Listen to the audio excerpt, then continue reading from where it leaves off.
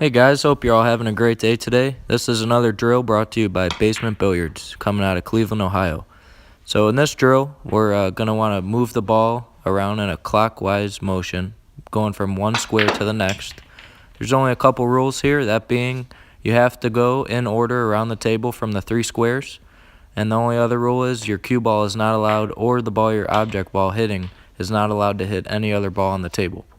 Other than that, have fun and enjoy.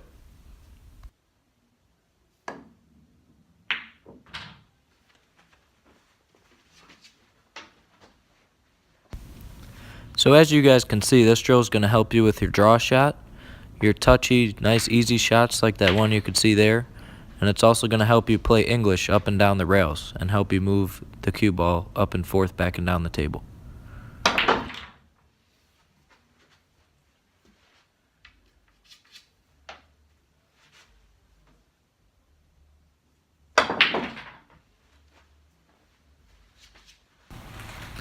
So this shot here took me a couple looks to look at it because I was afraid I was going to run into the 2 or 14 ball over there to the right, so I just had to play a little draw shot to get around him.